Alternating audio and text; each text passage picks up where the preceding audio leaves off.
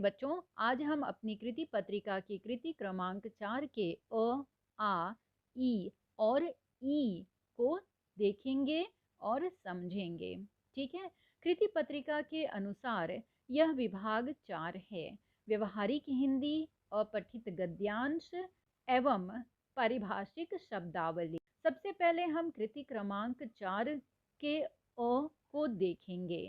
निम्नलिखित का उत्तर लगभग 100 से 120 शब्दों में लिखिए।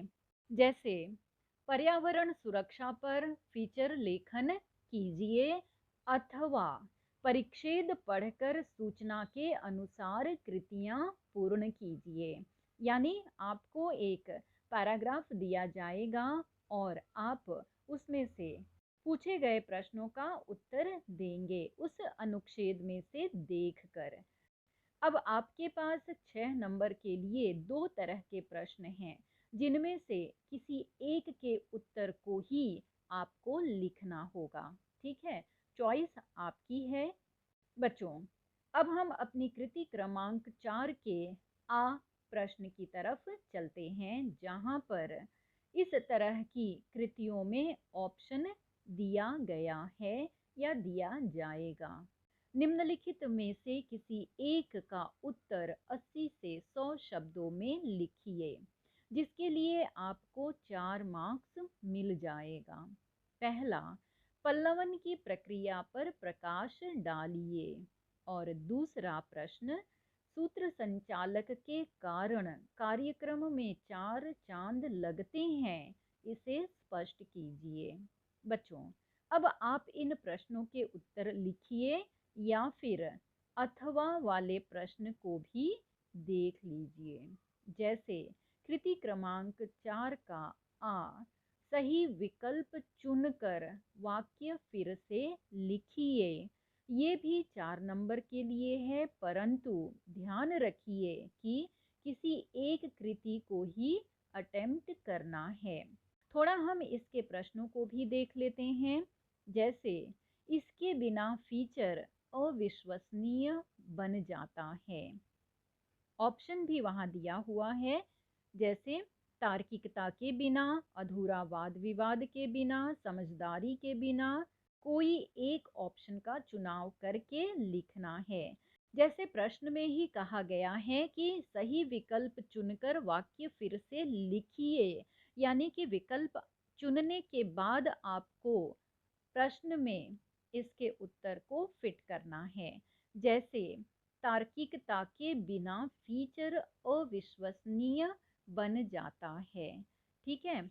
दूसरा प्रश्न, पल्लवन विवेक बुद्धि और ज्ञान मानव की यह है। उत्तर, पल्लवन विवेक बुद्धि और ज्ञान मानव की बौद्धिक संपदा है। तीसरा प्रश्न, सूत्र संचालन करते समय ऐसी भाषा के प्रयोग से बचना चाहिए। पहला, घुमावदार भाषा से, अति अलंकारिक भाषा से, लक्ष्यदार भाषा से। अब यहाँ पर उत्तर को अपने प्रश्न में फिट करेंगे।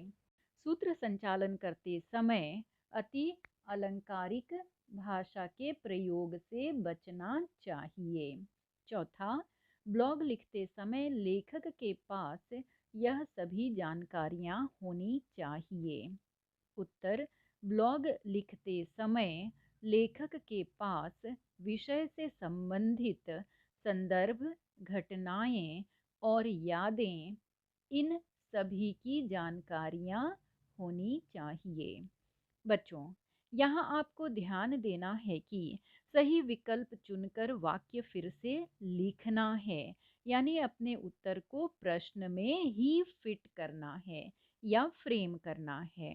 ठीक है। इसके 4 प्रश्न होंगे, हमें उन सभी को उत्तर के साथ लिखना है। इसी तरह के कई ऐसे प्रश्न बनते हैं और ऐसे प्रश्न पाठ के भीतर से ही लिया जाता है। इसलिए पाठ पढ़ते समय शब्दों, वाक्यों पर ध्यान देना होगा। ठीक है। अब हम कृति क्रमांक 4 के ई को भी देख लेते हैं, जिसे आप अनसीन पैसेज कहते हैं। और हिंदी में अपठित गद्यांश कहा जाता है। अपठित गद्यांश पढ़कर कृतियां पूर्ण कीजिए। अब आपको इस कृति के लिए भी 6 नंबर मिल जाएगा। ठीक है बच्चों, यह भी बाकी संजाल यानी अनुच्छेद परिच्छेद जैसा ही है और इसमें भी शब्द संपदा और अभिव्यक्ति आ जाते हैं।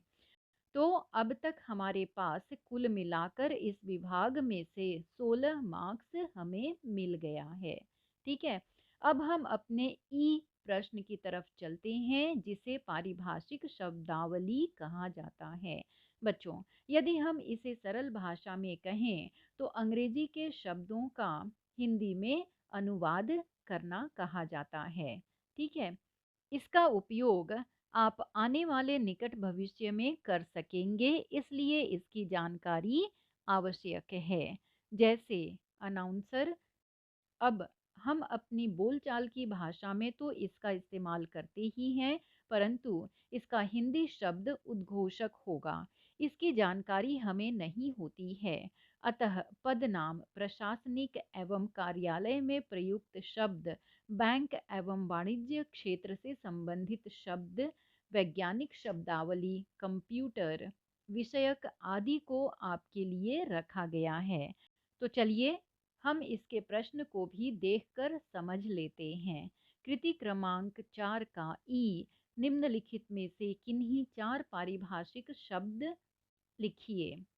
यहाँ पर आपको 8 अंग्रेजी के शब्द दिए जाएंगे और उसमें से किसी भी 4 शब्द के पारिभाषिक शब्द को लिखना है। जैसे एम्बेसडर राजदूत, अनाउंसर उद्घोषक।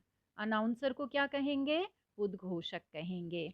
अटेस्टिंग ऑफिसर को साक्षांकित अधिकारी कहेंगे। सेंसस ऑफिसर को जनगणना अधिकारी, जन की गणना करने वाला अधिकारी। सर्कल इंस्पेक्टर को अंचल निरीक्षक कहेंगे। कस्टोडियन को अभिरक्षक कहेंगे। इंटरप्रेटर को दुभाषिया कहेंगे। जज को न्यायाधीश कहा जाता है। जस्टिस को न्याय या न्यायमूर्ति कहा जाता है। लिएसन ऑफिसर को संपर्क अधिकारी कहा जाता है, तो वेरिफिकेशन ऑफिसर को सत्यापन अधिकारी। एडजॉर्नमेंट यानी स्थगन करना, एडवांस यानी अग्रिम, कमिश्नर आयुक्त, एजेंडा कार्यसूची, अमेंडमेंट संशोधन, ऑडिट ऑब्जेक्शंस लेखा परीक्षा आपत्तियां, ऑथेंटिक अधिप्रमाणित, ऑटोनॉमस स्वायत्त, बॉन्ड बंध पत्र, चार्जशीट आरोप पत्र, कंपनसेशन मुआवजा, डिडक्शन कटौती, डिसिप्लिनरी एक्शन अनुशासनिक कार्यवाही, एलिजिबिलिटी पात्रता, एनरोलमेंट नामांकन, एग्जेम्पशन छूट, एक्सपर्ट विशेषज्ञ, गेजेटेड राजपत्रित, ऑनरोरियम मानदेय, इंटरनल आंतरिक, इनवैलिड अवैध, ज्वाइनिंग डेट कार्यग्रहण तिथि। मेडिकल बेनिफिट को चिकित्सा सुविधा कहा जाता है, तो रजिस्ट्रेशन को पंजीकरण। सस्पेंशन को निलंबन कहा जाता है, तो टेम्परेरी को अस्थायी कहा जाता है। वार्निंग यानी चेतावनी, कैजुअल लीव आकस्मिक छुट्टी या अवकाश, अर्न्ड लीव अर्जित छुट्टी या अवकाश, बाई लॉ उपविधि, इनवॉइस बीजक, मिनट्स कार्यवृत्त, ऑर्डिनेंस अध्यादेश, प्रोसीजर कार्यविधि, पब्लिक अकाउंट्स कमिटी लोक लेखा समिति, एडमिरल नौसेना अध्यक्ष कहा जाता है। ठीक है, अब ये तो हो गए पदनाम प्रशासनिक एवं कार्यालय में प्रयुक्त शब्द। बच्चों, आप सभी इनमें से बहुत सारे शब्दों को जानते होंगे, लेकिन कभी सोचा नहीं होगा कि इसे हमें लिखना भी पड़ेगा। तो ये सारी चीज़ें लिखने के बाद आपको 4 नंबर मिल जाएंगे। तो चलिए थोड़ा सा और आगे की बातों को भी हम देख लेते हैं। जैसे बैंक एवं वाणिज्य क्षेत्र से संबंधित कुछ शब्द यहाँ पर दिए हुए हैं। एक्योर्ड इंटरेस्ट उपार्जित ब्याज, एक्नॉलेजमेंट पावती, एपेक्स बैंक शिखर बैंक, बैलेंस शेष राशि, बैंक स्टेटमेंट बैंक विवरण। इन शब्दों को रोजमर्रा के जीवन में हम बोलते हैं, ठीक है।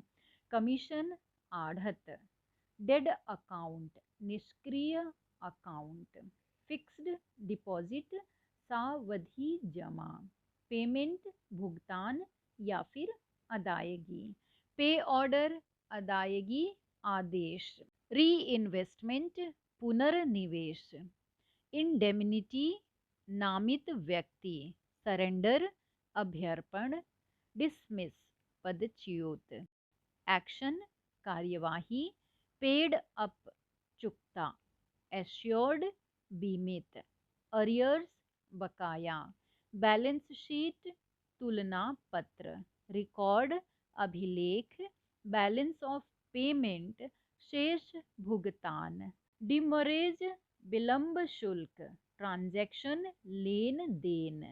अब वैज्ञानिक शब्दावली भी यहाँ पर दी हुई है, जैसे स्पीड गति, फ्रिक्शन घर्षण, एंटीबायोटिक्स प्रतिजैविक पदार्थ, मेटियोरोलॉजी मौसम विज्ञान, एंटीसेप्टिक रोगानुरोधक, ऑप्टिक फाइबर प्रकाशीय तंतु।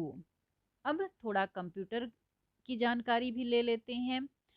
आउटपुट निकास, ग्राफिक टेबल आरेखन तालिका, इंटीग्रेटेड सर्किट एकीकृत परिपथ, ऑक्सिलरी मेमोरी सहायक स्मृति। बच्चों, आपको इस प्रश्न को लिखते समय ध्यान देना होगा कि किसी भी शब्द की मात्रा में कोई गड़बड़ी न हो। तो आपने ये देख लिया कि आप इन सारे शब्दों से परिचित हैं, रोजमर्रा के जीवन में ये सारे शब्द काम आते हैं। अब हमारे पास इस कृति क्रमांक 4 में 20 मार्क्स इकट्ठा हो गया है, जिसे आप आसानी से ले सकते हैं। मैं उम्मीद करती हूँ कि कृति क्रमांक 4 भी आपको अच्छी तरह से समझ में आ गया होगा, ठीक है। तो हम अपनी इस क्लास को यहीं पर समाप्त करते हैं। जय हिंद, जय हिंदी। मेरे द्वारा पाठ्य पुस्तक के किसी और पाठ का वीडियो देखना या सुनना चाहते हैं तो मेरे इस चैनल को सब्सक्राइब कर दीजिएगा और बेल आइकन पर भी क्लिक कर दीजिएगा ताकि आपको नोटिफिकेशन मिल सके और आप इसका उचित लाभ प्राप्त कर सकें। धन्यवाद।